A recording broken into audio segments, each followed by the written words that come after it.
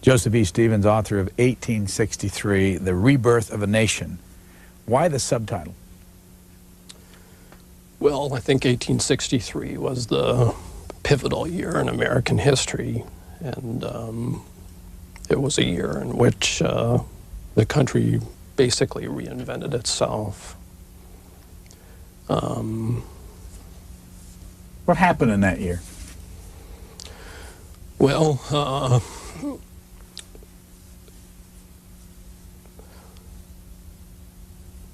tremendous military conflict, but also a great deal of political change and social change. And I think one of the biggest changes was the federal government becoming much more powerful and intrusive, and the state governments enjoying less power. How'd you get interested in this year? Oh, I've had a long-term interest in the Civil War, going back to when I was a kid.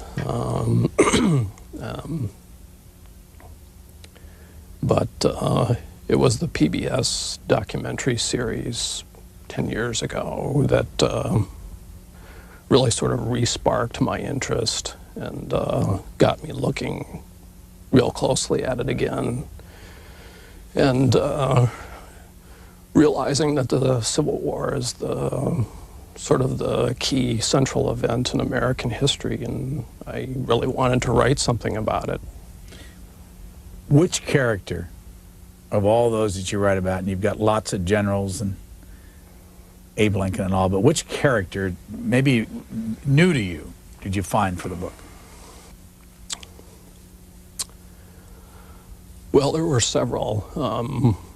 One was a young woman named Kate Stone who lived on a cotton plantation in Louisiana and kept a really wonderful journal recording her experiences.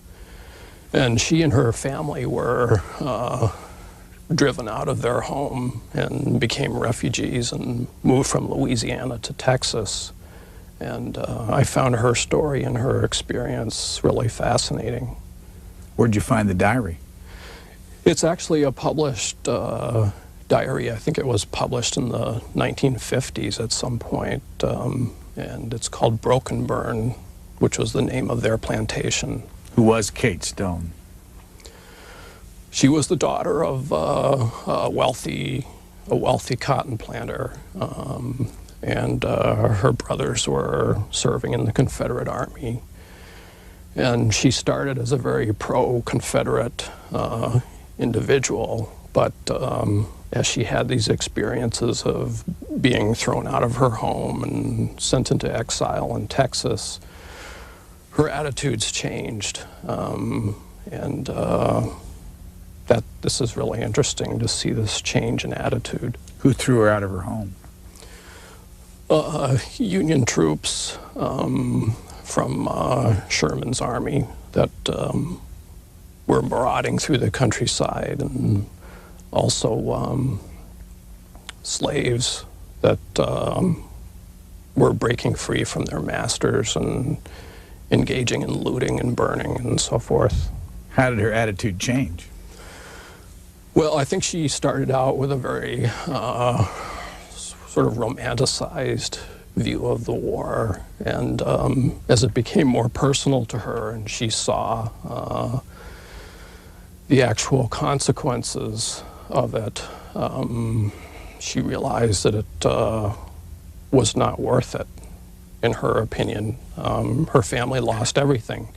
They were very wealthy. They lost their home. They lost their money. They ended up living in a shack in north central Texas.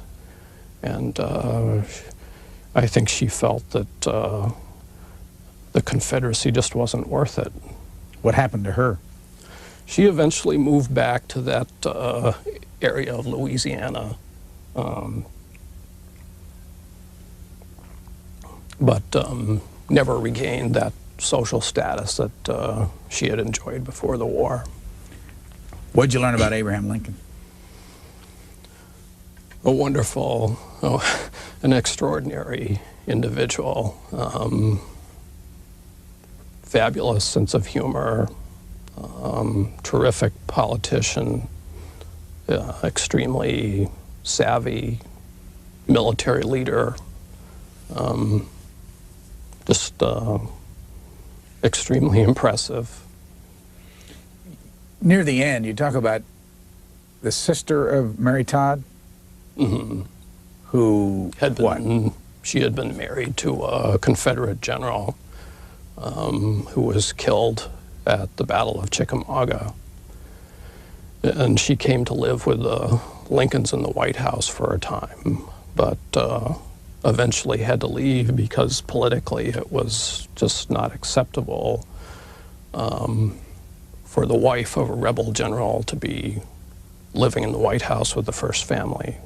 How did they know that? What kind of reaction did they get?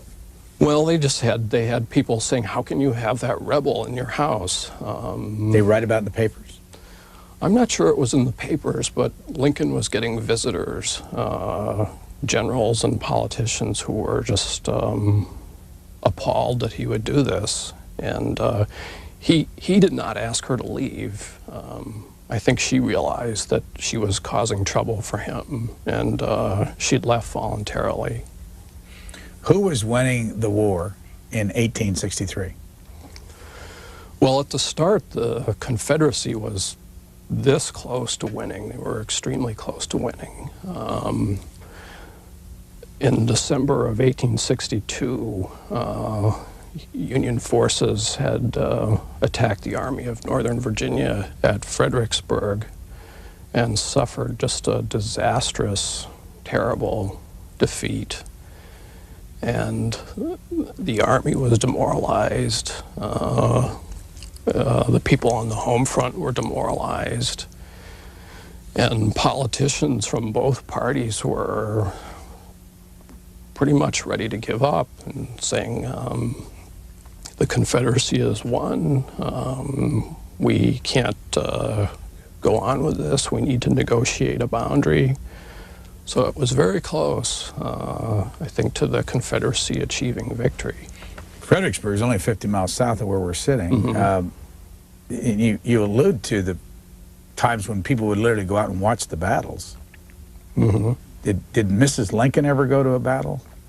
Not to my knowledge, no. Who did? You also pointed, U.S. Grant's wife was with him from time to time?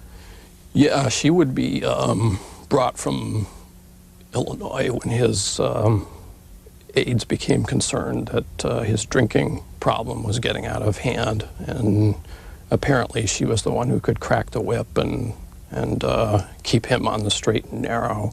Where would she stay? Well, I guess she stayed at his headquarters. During the Vicksburg campaign, they were living on board a steamboat, and I believe he had several of his children with him too.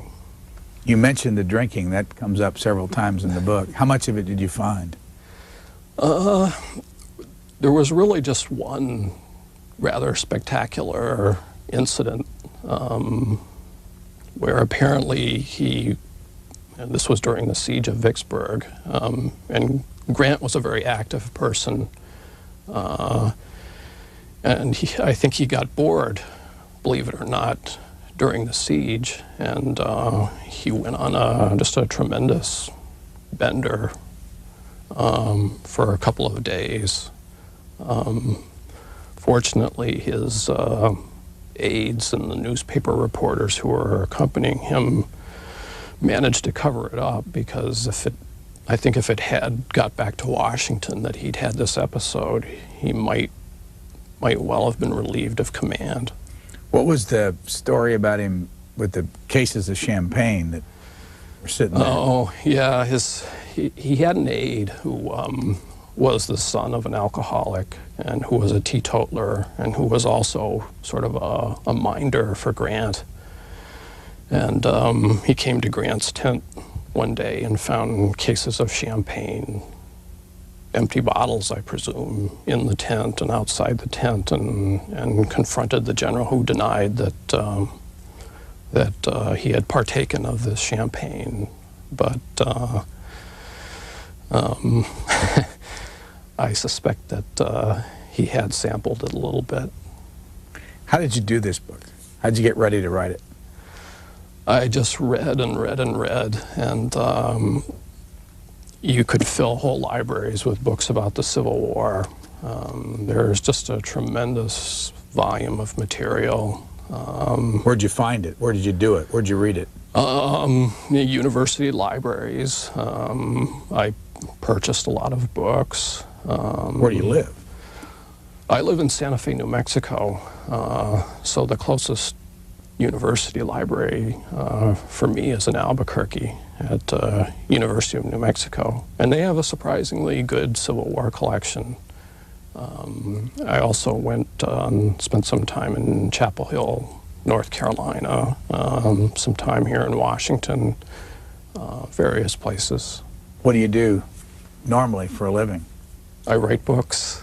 When did you start that? Oh gosh, that's probably about 15 years ago. This is my third book. What was your first? It was a book called Hoover Dam, An American Adventure. And it's the story of the construction of Hoover Dam on the Colorado River. What got you interested in that? A visit. I was living in Arizona at the time and was driving up to Las Vegas. And when you drive to Las Vegas, you have to cross the dam. Anybody who's ever seen it knows that it's just the most incredible, spectacular structure in an unbelievable setting. And I was fascinated, how did this thing get here? Who built it? And it was built right at the heart of the Great Depression, during the worst part of the Depression. And was surprised that nobody had written a book about it, and discovered it's just a fabulous story. How did it get the name Hoover? Well, it began during the Hoover administration, and Hoover's Secretary of the Interior, a man named Ray Lyman Wilbur, unilaterally named it for his boss. And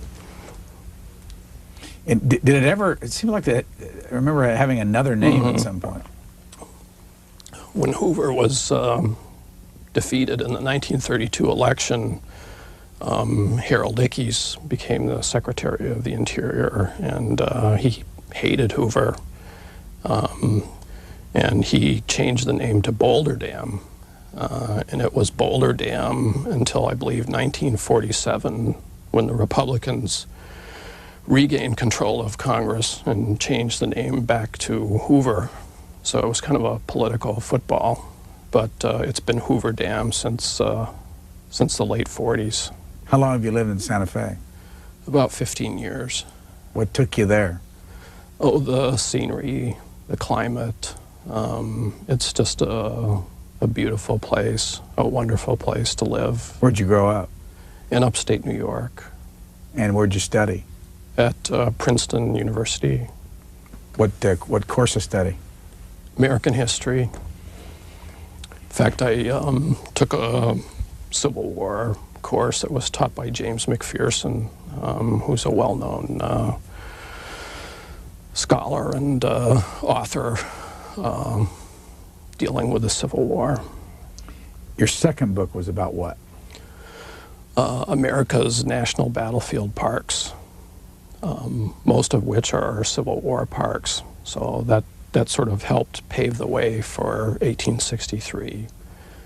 And that was a great experience. I have a thing about battlefield parks, and to be paid to go around and visit them all was just a dream come true. How many of them are there? Oh, gee. I'm not sure of the exact number. I'd say approximately 40. In this book, 1863, something had to spark it, though, along the way, where, you know, Bantam published it. When were they convinced that this would sell? Well, I wrote what they call a proposal, a book proposal, and I think that's what convinced them. And it just as I looked into it, it became obvious to me that the Civil War is the central event in American history, and 1863 is sort of the essence of the Civil War. It definitely was the most important year. And to my knowledge, nobody had written a book that focused specifically on that one year. And not just the military and politics, but what was going on the home fronts, and touching on writers and artists and life in America in that year. Who were the big writers? Well, the popular writers were people like Artemus Ward and some others that I think we've more or less forgotten today, but featured in the book, Walt Whitman was here in Washington working in the hospitals and writing, and Louisa May Alcott was also working in the hospitals here in Washington. Tell a story about Walt Whitman and the fact that, when he visited the wounded, and there were some strong anti-Whitman feelings about from people at the hospitals. Well, Whitman was a homosexual, and I think the head nurses at the hospitals were perhaps picking up on that a little bit, that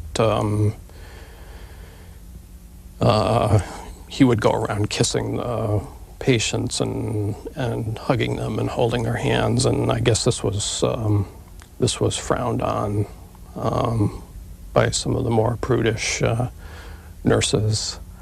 Where'd you find that material? Was it written about back then? There's a quote in there from a nurse called Holly, and she did write that back then, and I'm trying to remember where I found that. It was probably in a biography of Whitman, but she said something to the effect of, oh, here comes that terrible Walt Whitman to talk evil to my boys, and that was her attitude toward him. And Louisa May Alcott got involved in the nursing business too. Very briefly. Yes. What happened? She caught typhoid fever after working, I think, for just a couple of weeks, and she was terribly sick and near death. And the treatment for typhoid at that point was a mercury compound, believe it or not.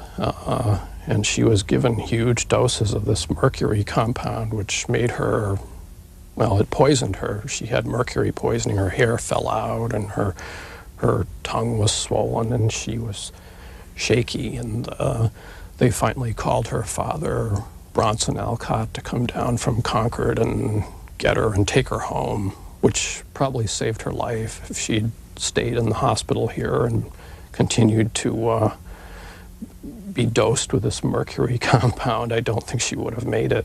How old was she then? She was a teenager. I believe she was 19 years old. Had she written anything at that age? I don't think she'd had anything published. She was writing stories and trying to get them published. But the stories that she wrote about her experience in the hospitals here was sort of her first big breakthrough as far as publication goes. You start off with the Emancipation Proclamation, January 1, 1863? Mm-hmm. When was the Battle of Gettysburg fought? In early July. And when was the Gettysburg Address given? Late November. What other things happened in 1863? Well, you had the Battle of Stones River, which a lot of people know as Murfreesboro, and that's one of those northern and southern things. The Southerners call it Stones River, and the Northerners call it Murfreesboro. Tennessee? In Tennessee, in Middle Tennessee, and that was right at the beginning of January. The Battle of Chancellorsville in May. Virginia? In Virginia. The long-running siege of Vicksburg which extended from the spring, March, April, again through July. Battle of Chickamauga in Georgia in September, and then Chattanooga on the Tennessee-Georgia border in November. And those are the big battles. Of course, there were all kinds of political battles going on all through that period, which in a lot of ways are as interesting as the military battles. Why? Because there was this constant drumbeat, especially from the Democratic Party, to negotiate a peace. And it's interesting to see Lincoln sort of deflecting this and parrying this and keeping the war going. Who ran the Congress then? The Republicans did. The so-called radical Republicans, who were also tended to be very critical of Lincoln, feeling that he was not prosecuting the war harshly enough, strongly enough. So Lincoln was in the middle and was kind of catching it from both sides. Where was Jefferson Davis? Well, he was in Richmond for most of this period. He made several trips. He made a trip at the beginning of the year in which he went through Tennessee and out to Mississippi. And he made another trip to Georgia and Alabama later in the year. How sick was he? I think he was very sick. One of the interesting things for me as I researched this book was the effect that physical debility and sickness played and influenced leadership for the worst. Davis suffered from neuralgia. What's that? My understanding is it's a nerve condition sort of here in the face that is extremely painful. And I also believe he had migraine headaches, pretty severe ones. Lived in Richmond. He lived in Richmond. Vice President Stevens, you know anything about him? He stayed in Georgia. He did not agree with a lot of things that Jefferson Davis was doing, and he just stayed at home in Georgia. You point out one statistic I wanted to ask you about, that 22,000 miles of railroad in the north and only 9,000 miles of railroad in the south, and that there were different gauges even within the south. What role did that play in 1863? Well, it meant that the Confederacy just had a terrible time logistically, shipping supplies and food. It was a very cumbersome process.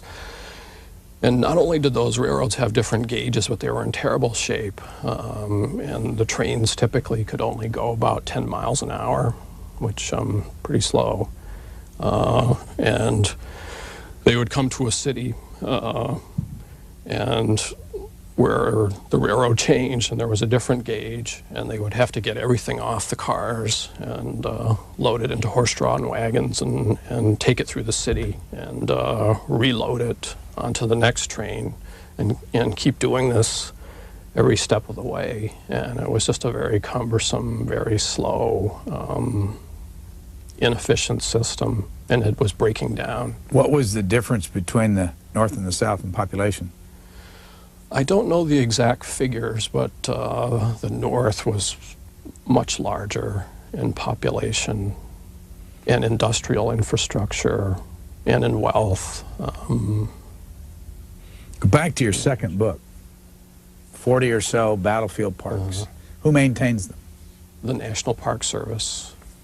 How many of them, you think, on a percentage basis, are Civil War? More than half, I think. Which one do you remember the most? My personal favorite is Shiloh. Where is it located? It's located in Tennessee, just across from the northeastern corner of Mississippi, on the Tennessee River. And I like it because of all the ones I visited. It seemed the least changed to me. It's a remote area. There really hasn't been any commercial development to speak of. And it's very easy when you're there to sort of put yourself back to the time that that battle was fought. If, for example, you go to Gettysburg, there are towers and there are honky-tonk type stores all around, and it's hard to get the feel for what it was like in 1863. But at Shiloh, it just doesn't seem it's changed. How much do the American people go to places like this? Quite a bit. Probably not as much as they should, but the attendance at these parks is good. And I think, again, going back to that Ken Burns PBS series, that sort of reintroduced a whole new generation of people to the Civil War and generated a lot more interest. Who's, in 1863, who's the most successful general? Grant. What's he been doing for the first couple years of the war at that point? Twiddling his thumbs, mostly waiting to get the chance. Living where? He was in the Army. He started out fairly low. I believe he was commissioned as a colonel, worked his way up, gained a big success at Dover, Tennessee, and I'm groping for the name of the battlefield, and it's not coming to me. But that victory was what really sort of put him into the public eye, and that was where he became known as Unconditional Surrender Grant, because he demanded that the Confederates surrender unconditionally. And this was sort of boffo in the press, U.S. Grant, Unconditional Surrender Grant. And that sort of brought him to the attention of Lincoln and the people at the War Department. Who is the biggest loser? That's hard to say, because there were a fair number of big losers and big bumblers. I guess I would have to say Braxton Bragg, and I feel sorry for Braxton Bragg. I think this is another example of health conditions just ruining a person. Where was he in the country at that time? He was commanding the Army of Tennessee, so he was in Tennessee and in Georgia. For the South and the North? For the South. He too suffered from migraine headaches. He had what they call dyspepsia, which I guess means an upset stomach and heartburn. Constantly sleep deprived. Constipated. He had piles. I mean, he was just in misery all the time. And is that, by the way, where we get Fort Bragg? Yes, it is. What did he do wrong? What battles did he lose? The big battle he lost was Chattanooga, but I think probably his greatest failing was after the Battle of Chickamauga. The Confederates won an outstanding victory at Chickamauga, and if he had had the wherewithal to follow up on that victory quickly and pursue the retreating army that was the Union Army that was retreating back to Chattanooga, I think he could have scored a very decisive victory. Give us a sense of where Chattanooga and Atlanta and Chickamauga are, so we can... Well, Atlanta is roughly in sort of north-central Georgia. And if you went on a line heading northwest, you would come to Chickamauga, which is sort of in the extreme northwest corner of Georgia. Then you keep going across the Tennessee River, and Chattanooga is there on the Tennessee River. So they're sort of in a line. And the reason the fighting was going along in that area was that railroad lines ran in that direction from Chattanooga to Atlanta, and from Atlanta out to the seaboard. So that's what gave it the strategic significance that it had. Go back to the big events of the year. The Emancipation Proclamation had what impact in January of 1863? And how was it put out? Well, Lincoln had signed the preliminary Emancipation Proclamation in September 1862 after the Battle of Antietam. And he made it conditional. He said if the South would agree to certain terms that it could be withdrawn, but the deadline was January 1st, and the South rejected any sort of negotiations or anything. So he followed through and signed the Emancipation Proclamation. And I think his objective was twofold. One was to hurt the South militarily. There were 4 million slaves. They were producing crops. They were being used to dig fortifications and do all sorts of work that freed up the white Southerners to go to the army. So it hurt them militarily.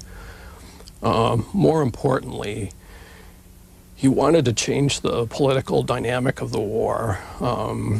Davis and the Confederates claimed that they were fighting for liberty, that what they were doing was a second American Revolution. And Lincoln felt that he was losing the war of ideas, and by making emancipation a stated war aim, he could then say the Union is fighting not just for a union, but for freedom. So I think that was an important part of it also. Gettysburg Battle, July 1863. How important was that in the year? It was important. I don't think it's as important as some people think. I personally believe that Vicksburg, the capture of Vicksburg, was the key military event of the year. Because by capturing Vicksburg, the Union forces opened the Mississippi River to unimpeded river traffic, and they also divided the Confederacy in half. It meant that Arkansas, Louisiana, and Texas were cut off from the rest of the South, and the South was drawing a lot of its foodstuffs and horses for remounts from those areas. So strictly from a military strategic standpoint, I think Vicksburg was probably the most important battle. You talk about George Pickett back then, General George Pickett, Pickett's charge. How old was he then? I believe he was in his 30s. I don't know his exact age, but probably in his early 30s, I'm guessing. When it got to the Gettysburg Address, that happened when, in 1863? In late November. How did it come about? Well, after the Battle of Gettysburg, the battlefield, as you might imagine, was just a ghastly scene. Just thousands of bodies and of soldiers and horses. Any idea how many people were killed there? I believe total casualties, killed and wounded, were probably 40,000 plus. So I don't know the exact number killed, but I would say 10, 12,000 perhaps. I'm just. And there were what, 600 some thousand killed in the whole war? Mm-hmm. So it became obvious that something had to be done, or there was going to be just a terrible health situation with all these bodies lying around. So it was decided that a national cemetery would be built there. And this was done, and a dedication ceremony was arranged, and President Lincoln was invited to make a few appropriate remarks. He was not the featured speaker at the dedication. That honor went to a man named Edward Everett, who was the foremost orator of the time. Everett gave a speech that went on for 2 hours that he had memorized completely from memory. From all reports, the crowd, there were 10,000 spectators there, was just entranced with Everett's speech. And then Lincoln got up and read his 10 sentences and sat down. 272 words. 272 words. 10 sentences, as you 10 say. sentences. That's all. That's it. And yet those words ring down the years, and Edward Everett is long forgotten. Why do you think those 10 sentences? What have you done much study on that? Some. I think what Lincoln did was explain what all this sacrifice was for, and certainly that was something that needed doing. Just the outpouring of blood, horrifying, and there needed to be an exalted reason for this kind of sacrifice, and I think that's what he was stating. Whose side was God on in the Civil War? Oh, I wouldn't want to. Well, let me ask it differently. I didn't expect you to have an answer. What did they think back then? And how much of an issue was God, either for the North or the South? Both sides felt that God was on their side. If you were in the South, why would you think you were right? Because you're fighting for liberty. And that's in the American tradition. They felt that the North was seeking to dominate them, and they were fighting for their freedom. Was it an issue much that you saw in the books that you read and the research you did? God? Yes. No,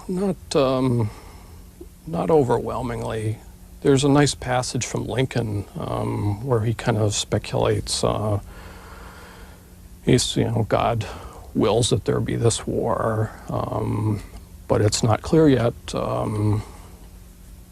what outcome he wants or hopes to see. You do, though, say that General Rosecrans was a devout Catholic. A devout Catholic, and that got in his way. Sometimes, yeah. How? Well, it seemed like at key moments he was off receiving Mass when perhaps he might have been better served to be at headquarters directing the action. Who was he? He was a West Pointer, a pretty good general. And after his defeat at Chickamauga, he seemed to become even more religious, and he became quite fatalistic.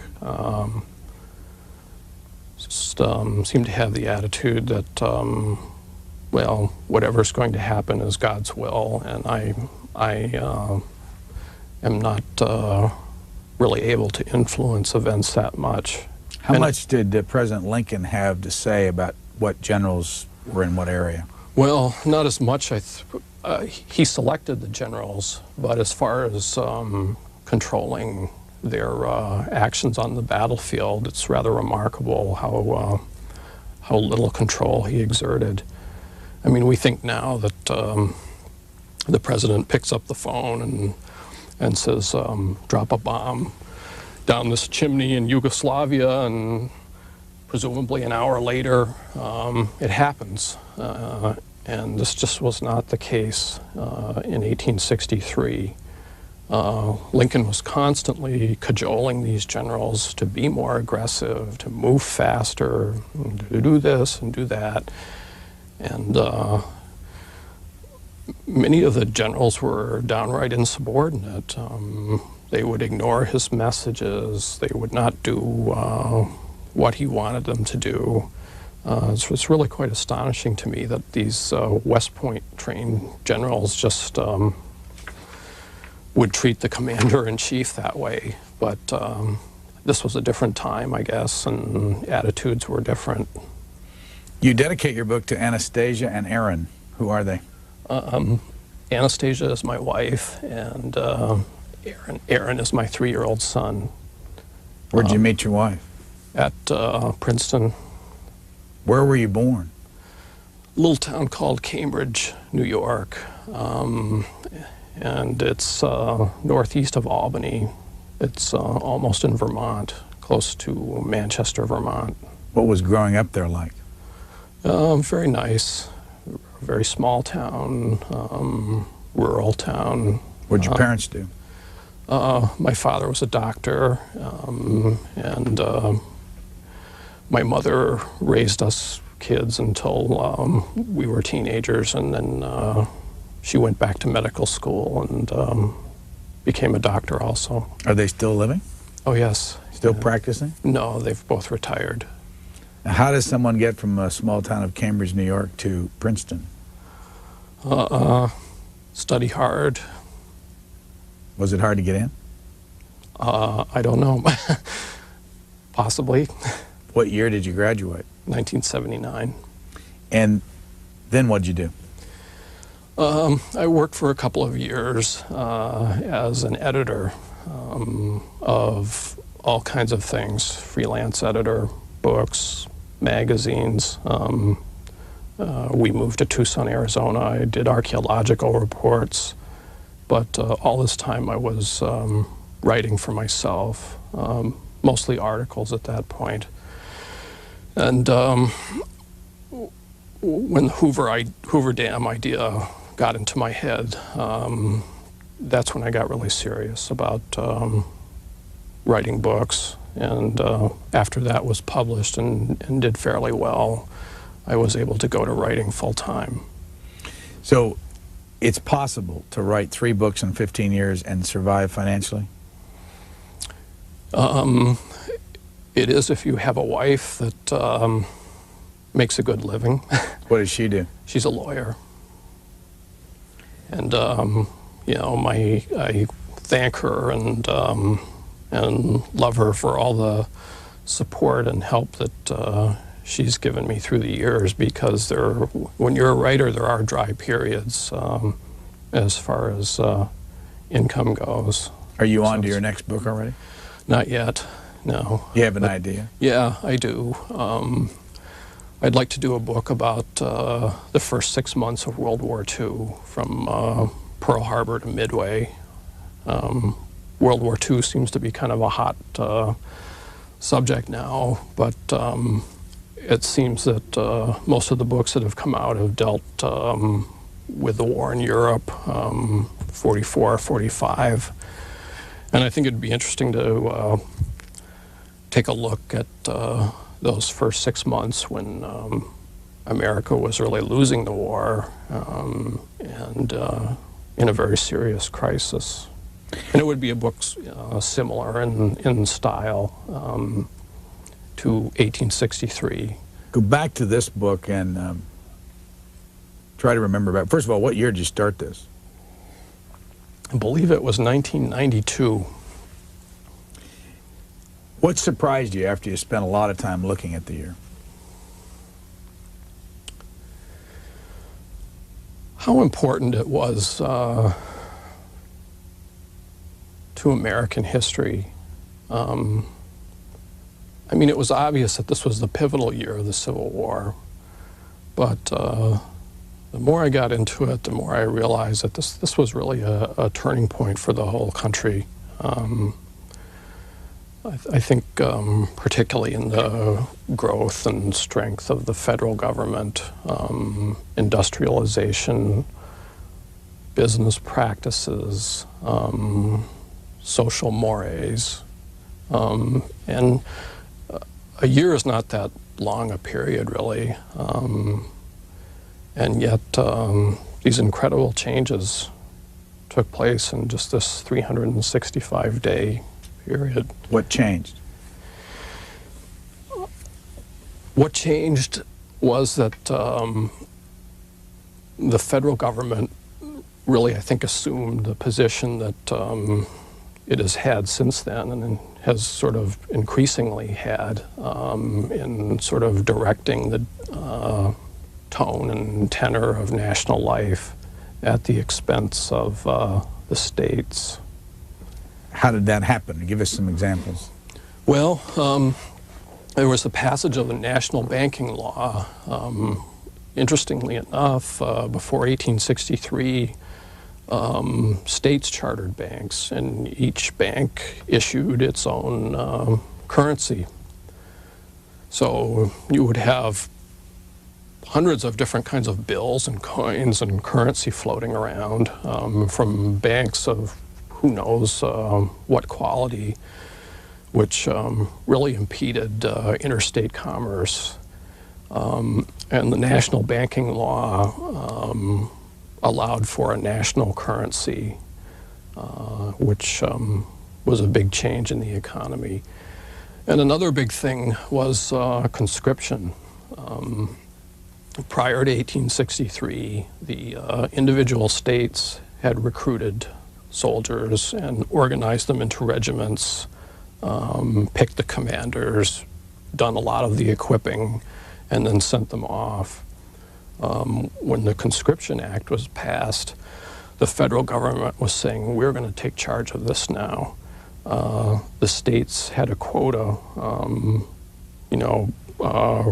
recruit so many soldiers, but if you fall below that quota, we're going to send provost marshals in, and we're going to draft people and take them. Three men who got rich in this country, Andrew Carnegie, J.P. Morgan, and John D. Rockefeller Sr., you write about. Mm-hmm. What did they do when it came to fighting in the Civil War, and were they of the age to fight? They were of the age to fight. There was a provision in the conscription law, a very unpopular one, that permitted individuals of means to pay $300 and hire a substitute. And all three of these gentlemen hired substitutes to go in their place. How did it work? There were brokers, people who would find, I believe that usually these substitutes were immigrants, right off the boat from Ireland or somewhere. And if you were a well-to-do individual, you would go to the broker and pay a certain fee, and he would find a person for you that would go in your place. Then they had no obligation? That was the end of their obligation. And you point out that they all liked to make money, so they went right on and made their money while the war was going on. It was was it a moral issue back then at all? I don't believe so. It certainly was unpopular in some quarters. What would $300 be like, you think? In today's money? How many thousands? Oh, gosh. I hesitate to guess, but I would think several thousand Not that much, really, for people like Rockefeller, Carnegie, and Morgan. Did many people do this? Yes, they did. In fact, I'm somewhat ashamed to say my own great-grandfather did this. And supposedly, I'm told he regretted it for the rest of his life, but he did do that. How did you find that out? My grandmother told me. My great-grandfather ran a paper mill in Springfield, Massachusetts. And I assume it was a thriving business, and he did not want to leave it. What was your reaction when you found that out?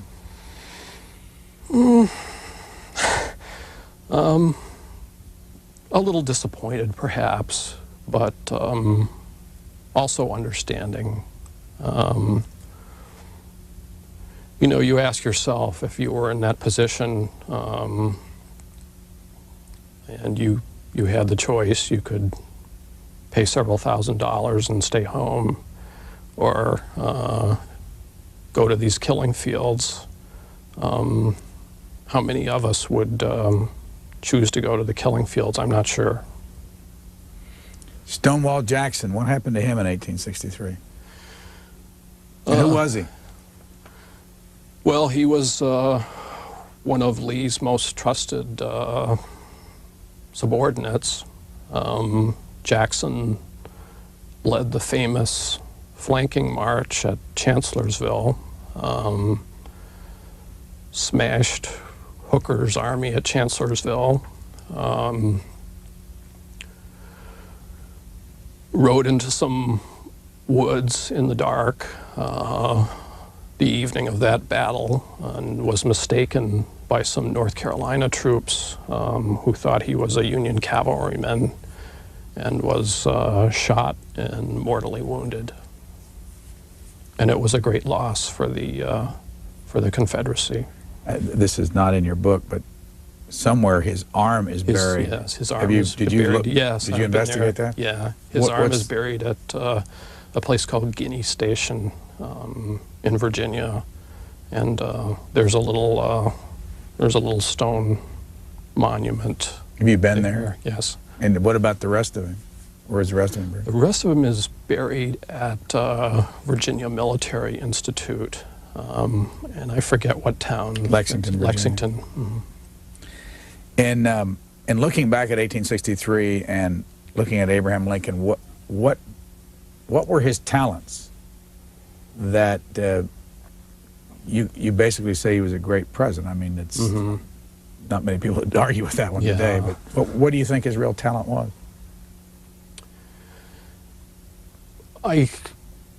He had a number of remarkable talents, and I think as a politician, he was just extremely skillful at sort of tacking a little bit this way toward the radical Republicans, and then perhaps tacking back a little bit this way toward the anti-war Democrats. What made them radical Republicans? They were called radical Republicans because they were steadfastly opposed to slavery, and they had just a very extreme attitude. Who were the leaders?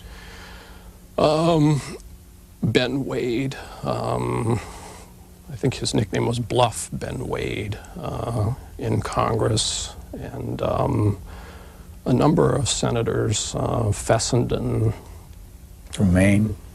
Of Maine, and there were others. You end the book talking about the Statue of Freedom and talking about the Capitol. Why? Well, I think it's just a nice metaphor. All during this year, the Capitol Dome was under construction. It was not complete, and the imagery of it being completed and the Statue of Freedom being hoisted to the top suggests to me that the Union is going to be made whole again, and the federal government and the Lincoln administration have triumphed. When you researched it, did you read newspapers back then? Yeah. Did Yes. they think they were winning or going to win it at the end of 1863? Yes, I believe they did. Well, the war was over the next year, basically. Basically. Early 65. What happened in 64? Did you peek into the next year? A little bit. There were some more terrible battles, but the South was just kind of shrinking in on itself. And I don't think in 1864 that there was any question anymore that that the Union might lose. That's really one of the extraordinary things about 1863. I think as we look back at history, we sort of feel that whatever happened was inevitable, and it's not true. The Confederacy could have won. I really believe that, and if it had won, we would be living in a very different country. So that's really one of the amazing things about 1863 and what makes it such an important year. Can people still buy your book on Hoover Dam? Oh, yes. And can they still buy your book on national Yes. battlefields? They can. And you named Shiloh. What are some of the other favorites of yours in the battlefield book? Gettysburg, even for all the development. My wife, who's very understanding, went with me for a 4-day trip to Gettysburg. And we equipped ourselves with some very detailed maps and read up on the battle before we went. And we followed the movements of the troops for each day, you know, the first day, the second day, the third day, getting off the highway, getting away from the Park Service markers. And that was an extraordinary experience, and I gained just a whole new perspective and appreciation for the difficulties that the soldiers faced and their commanders. This was in June that we made our trip. I remember walking through the Devil's Den and going up one of the round tops and just being soaked with sweat and out of breath. And I was not carrying a musket or ammunition, and I did not have people shooting at me. And I just found myself in awe of the people that did this and went through it. The book is 1863, The Rebirth of a Nation, by Joseph Stevens of Cambridge, New York, and Princeton University, and Santa Fe, New Mexico. Santa Fe, New Mexico. Thank you very much for joining us. Thank you.